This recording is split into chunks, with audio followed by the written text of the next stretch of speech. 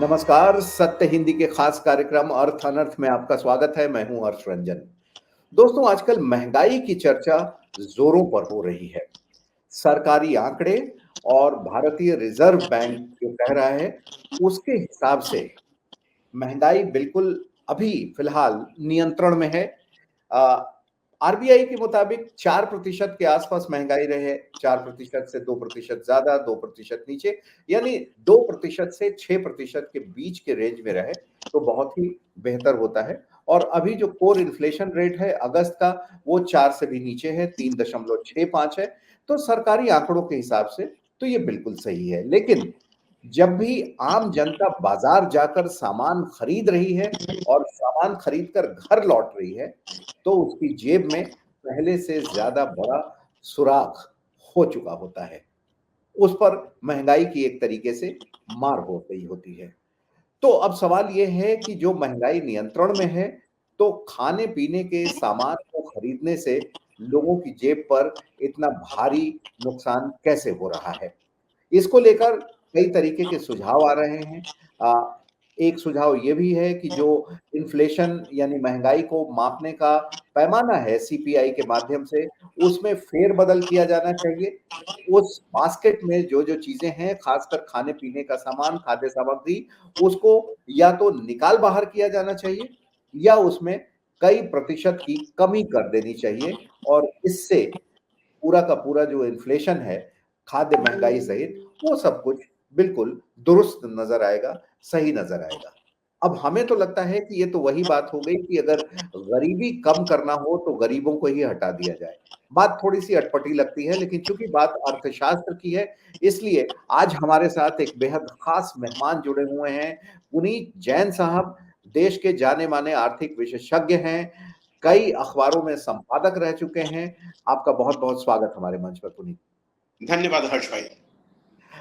जो अभी हम चर्चा कर रहे हैं इन्फ्लेशन को लेकर, इसको लेकर लगातार 2 तरीके के विचारधाराएँ आ रही हैं। वैसे भी अर्थशास्त्र में एक अर्थशास्त्री के विचार को दूसरा नकार देता है, ये हमने माल्थस के सिद्धांत से ही बचपन से ही पढ़ा है। लेकिन अब जो देश के चीफ इकोनॉमिक एडवाइज़र हैं वी अनंत नागेश्वरन साहब, उनका कहना है कि सीपीआई का जो बास्केट है, उससे खाद्य पदार्थों को निकाल दीजिए। रघुराम राजन जो पूर्व गवर्नर थे, उन्होंने इसके खिलाफ वार्न किया है। शक्तिकांत दास भी कहते हैं कि कहीं न कहीं खाद्य आइटम को निकालना बहुत ज़्यादा ठीक नहीं होगा। पहले तो ये हमारे दर्शकों को समझाइए कि ये है क्या चीज़ और कौन क्या कह रहा है, कौन कितना सही है? तो हर्ष भाई आपने सही कहा कि ये अर्थशास्त्र में कई बार ऐसे सवाल आते हैं और जो सिद्धांतिक सवाल है। देखिए इसका मैथमेटिक्स क्या होगा ये अलग बात है, इसका सिद्धांत क्या है? ये कैसे हम इसका आंकलन करते हैं और इससे फिर जो नीतियाँ हैं, जो पॉलिसीज़ हैं, वो उसका निर्धारण होता है। तो ये समझना ज़रूरी है कि ये अ, कंज़्यूमर प्राइस इन्फ्लेशन या जो इन्फ्लेशन या हम बात करते हैं महँगाई की, तो वो चीज़ क्या है? तो देखिए जो भी एक आम नागरिक है, वो कई चीज़ें कंज़्यूम करता है। सिर्फ़ एक खाने-पीने की चीज़ें नहीं है, कपड़े हम पहनते हैं, हम घर में रहते हैं, हम गाड़ी में चलते हैं तो वहाँ पर हम पेट्रोल खर्च करते हैं, हम बाज़ार में जाते हैं तो कुछ इलेक्ट्रॉनिक सामान खरीदते हैं। तो हमारी जो कंज़म्पशन बास्केट है, वो कई सारी चीज़ों उसमें उसका पार्ट है। सरकार अपनी पॉलिसी निर्धारित करने के लिए ये आकलन करती है कि जो हम ये सामान खरीदते हैं, रोज़मर्रा के जीवन के लिए, उस सामान की कीमतें बढ़ रही हैं या कम हो रही हैं, ये नापने के लिए हम एक इन्फ्लेशन इंडेक्स यानी हम इन सभी चीज़ों को मिला-जुला कर एक इंडेक्स, एक मापदंड इकट्ठा करते हैं, बनाते हैं और फिर उसको नापते हैं हम कि अगले साल उसी बास्केट की या उन्हीं चीज़ों की कीमतें बढ़ी या घटी और उससे हम इन्फ्लेशन का फैसला करते हैं और उस इन्फ्लेशन के बेसिस पर फिर ये फैसला किया जाता है कि सरकार की नीति क्या हो, जिससे उस इन्फ्लेशन को कंट्रोल किया जाए। तो बेसिक सैद्धांतिक तो तरीका ये है। भारत में जो अभी हमारे सामने चैलेंज जो आपने प्रस्तुत किया एक तरह से या चैलेंज है हमारे सामने, वो ये है कि जो भारत में कंज्यूमर जो एक रिटेल कंज्यूमर है, वो कंज्यूमर जो खरीदता है सामान, उसके अंदर खाने-पीने की चीज़ों की कितना हिस्सा है पहली बात ये और उसकी जो कीमतें बढ़ रही हैं, और उससे जो इन्फ्लेशन पे फर्क पड़ता है और पॉलिसी पे, मॉनेटरी पॉलिसी पे फर्क पड़ता है, ये हमको मिला जुला कर देखना होगा। जो सीपीआई हम अभी फिलहाल हम भारत में इस्तेमाल कर रहे हैं, उस सीपीआई का जो लास्ट कैलकुलेशन की गई थी, वो 2011-12 के बेसिस पे की गई थी। यानी जो 2011-12 में जो कीमतें थी कुछ निर्धारित चीज़ों की, हमने उनकी कीमतों को लेकर हम इन्फ्लेशन को कैलकुलेट करते हैं। कुछ अर्थशास्त्रियों का, जैसे आपने कहा, उनका मानना यह है कि उस सीपीआई में जो कंज्यूमर प्राइस इन्फ्लेशन इंडेक्स है, उसके अंदर करीब-करीब 54% खाने का हम वेटेज है। यानी 54% हम समझते हैं कि आम कंज्यूमर जो है, अर्बन कंज्यूमर जो है, वो अपना जो टोटल खर्चा करता है महीने का, उसमें 54% वो खाने-पीने पे खर्च करता है और बाकी चीज़ों का हमने उसमें इंक्लूड करा है प्राइसेस को। तो कुछ अर्थशास्त्रियों का मानना ये है कि ये 54% करेक्ट वेटेज नहीं है, ये कम होना चाहिए। अब जो अर्बन कंज्यूमर है, वो आज की तारीख में फूड पर इतना पैसा नहीं खर्च करता, बाकी चीज़ों पर करता है। तो ये एक सैद्धांतिक सवाल हमारे सामने अभी है। पुनीत, ये आपने बहुत सही कहा कि एक तो जो बेस ईयर है अभी 11-12 का है, जाहिर सी बात है, जैसे अभी हमने जनसंख्या की गणना भी नहीं की है 11 के बाद से, इसको इसका भी बेस ईयर चेंज किया जाना चाहिए, क्योंकि पिछले 10 वर्षों में, 12 वर्षों में बहुत सारी चीजें बदली हैं, देश की अर्थव्यवस्था कहें या कंज्यूम करने के तरीके कहें या जनरेशन कहें। लेकिन यहाँ फिर एक सवाल ये आता है कि देखिए, भारत सबसे तेजी से बढ़ती हुई अर्थव्यवस्था तो है। 2024 में भी देखें तो दुनिया में सबसे तेजी से बढ़ती अर्थव्यवस्था में से एक है। लेकिन अभी भी हमें इस बात को भूलना नहीं चाहिए कि 80 करोड़ लोगों को हमें अनाज जो है, अभी भी मुफ्त खिलाना पड़ रहा है। यानी अगर अपने दर्शकों की बेहतर समझ के लिए बताऊं कि अगर किसी की आमदनी 100 रुपया है, तो जाहिर सी बात है वो 100 रुपया में से 90 रुपया खाने पे ही खर्च कर रहा है, जो कि 90% हो जा रहा है। लेकिन अगर किसी की आमदनी 1000 रुपए है, तो उसका काम भी 100 रुपए के खाने पीने में चल जा रहा है। इंसान है, कोई कितना ही खा लेगा, तो वो 10% ही खर्च कर रहा है। तो इस पैमाने पर देखें तो एक इकोनॉमिक्स के हिसाब से आपको क्या लगता है कि कितना वेटेज होना चाहिए खाद्य पदार्थों का, जो कि 54% है? तो हर्ष, आपने सही कहा कि ये एक चैलेंज ज़रूर है कि यदि हमारे भारत, और भारत खास तौर से बहुत ही डाइवर्सिफाइड देश है। अगर आप देखें तो रूरल अर्बन डिवाइड है। इवन अर्बन डिवाइड में भी देखें तो आप देखेंगे कि कुछ ज़्यादा आमदनी के वर्ग है, कुछ कम आमदनी का है, कुछ इंडस्ट्रियल वर्कर्स हैं, कुछ रूरल वर्कर्स हैं। तो इस प्रकार से बहुत बटा हुआ, हम बहुत मुश्किल है हमारे लिए कि हम एक ही आंकड़ा या एक ही मापदंड रखें सभी को के कंजम्पशन पैटर्न को अंदाजा लगाने के लिए।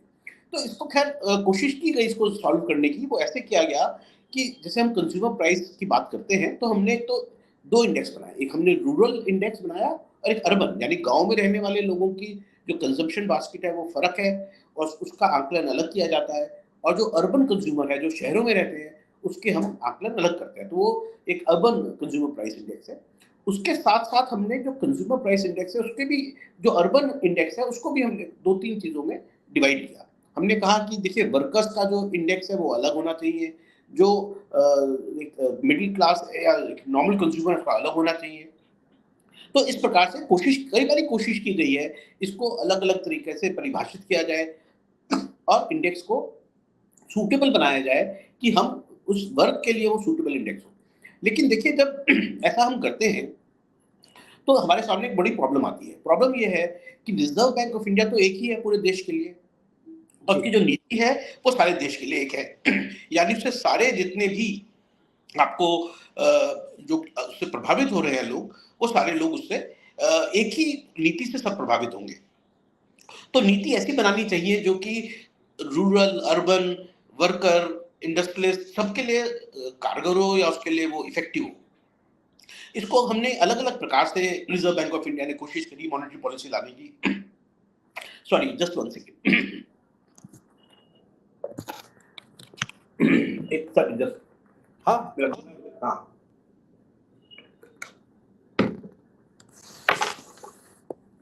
तो रिज़र्व बैंक ऑफ इंडिया ने कई मापदंड वो यूज़ करते हैं अपने इन्फ्लेशन को मेज़र करने के लिए। तो हमने ये देखा है कि जो साथ में आपको बताऊँ मैं कि सिर्फ कंज्यूमर ही नहीं, जो हम बेसिक आइटम्स हैं यानी होलसेल प्राइस इंडेक्स में बनाते हैं कि जो कंपनियां यूज करती हैं अपना खुदरा सामान खरीदने के लिए या होलसेल सामान खरीदने के लिए, उसका भी प्राइस इंडेक्स है। तो ये कई प्रकार से हम इन्फ्लेशन को नाप सकते हैं। अभी आपको सुन के हैरानी होगी, आपने भी जिक्र किया है इसका कि 2011-12 में लास्ट इन्फ्लेशन इंडेक्स जो था वो बनाया गया था नापने के लिए।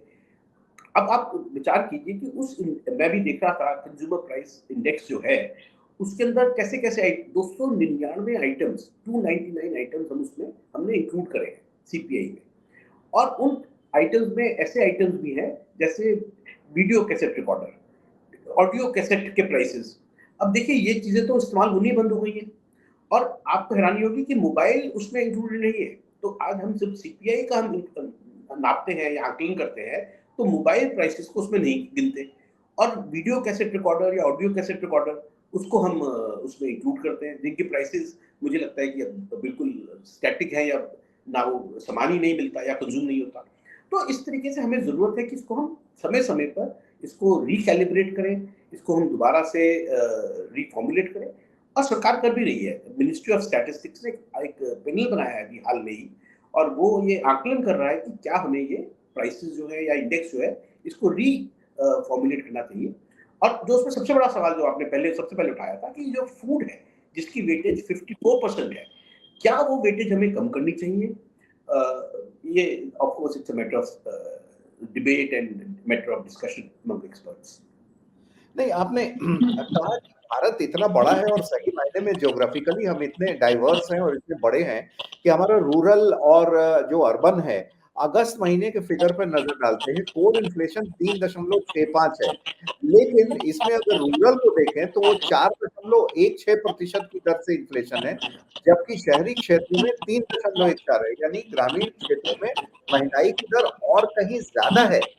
अगर आज की चर्चा हम सीमित करते हैं सिर्फ खाद्य मुद्रास्फीति की दर पर, तो गाँव में जिनकी इनकम जितनी है उसके हिसाब से वो ज़्यादातर सामान तो खाना खरीदने में ही कराते हैं। मोबाइल ऑफ कोर्स खरीदते हैं, लेकिन इस तरीके से लग्ज़री आइटम्स वो नहीं खरीदते हैं। और शायद यही है कि रघुराम राजन ने बहुत बड़ी चेतावनी दी है कि फूड आइटम्स को नहीं निकाला जाना चाहिए। बेशक जो 11-12 का बेस ईयर है उसमें बाकी चीज़ें हैं, उसको ज़रूर संशोधन किया जाना चाहिए, जो चीज़ें अब इस्तेमाल में नहीं हैं। बिल्कुल, तो देखिए हम ये देखते हैं कि दूसरी बड़ी इकोनॉमीज़ हैं।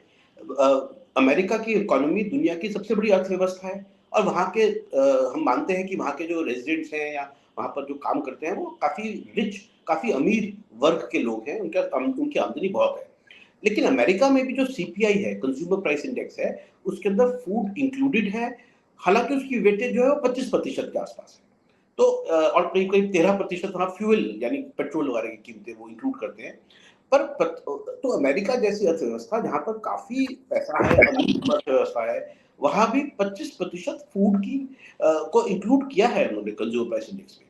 तो मैं ये मानता हूँ कि भारत में भी कोई एक खाना खाने-पीने की चीज़ें जैसे आपने कहा, एक बहुत महत्वपूर्ण हिस्सा है और उसका डेफ़िनिटली वो सीपीआई में होनी चाहिए।